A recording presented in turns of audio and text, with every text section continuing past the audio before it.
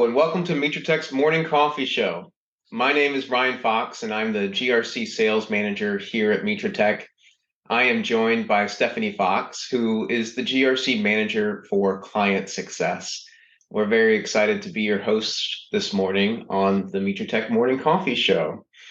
In today's episode, we will be discussing vendor risk management, from regulatory pressures and resource constraints facing organizations to various automation and best practices, as well as tools that you could use based on your desired program maturity.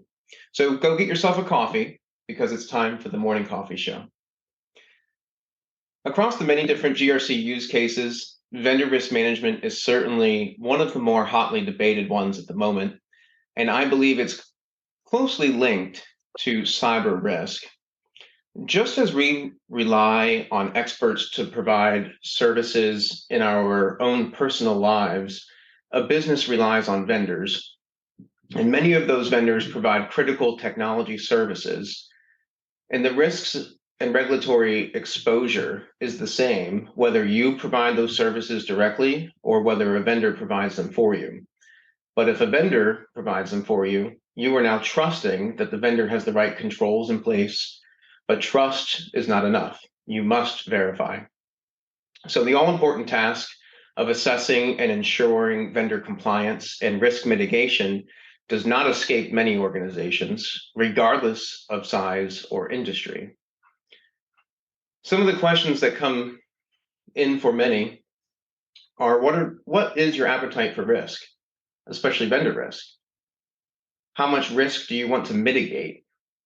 How do you define your risk exposure? How do you assign appropriate controls for the exposed risk? And are you willing to put in the work that comes with following a best practice approach? Stephanie, you have some expertise in this area. Can you share your insight here? Yes, certainly.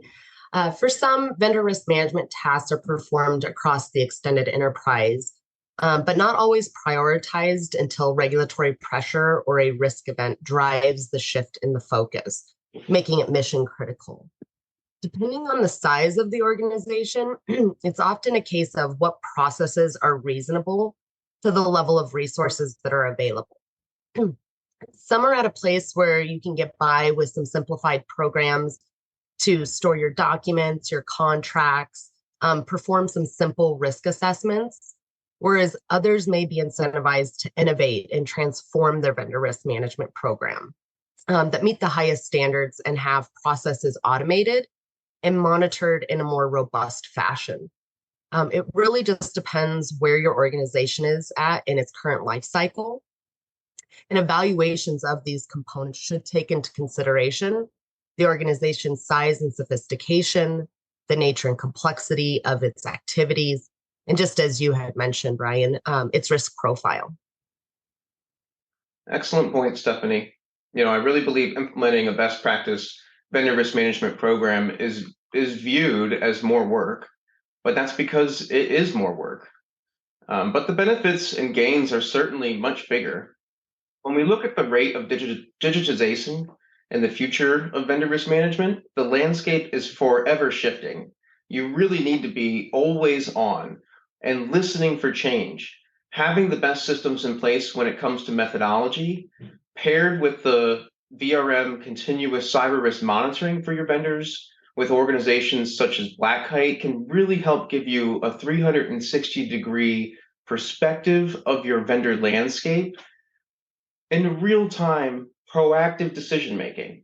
What I really like about tools that provide continuous monitoring, especially cyber risk monitoring, is it allows you to think like a hacker, helps you to see in potential risk exposures, identify them, fix them, and prevent those incidents from occurring before they happen, right? All types of continuous monitoring solutions and your point-in-time vendor management solutions really help to prevent these incidents and ultimately help you to retain a positive program and retain your job, right?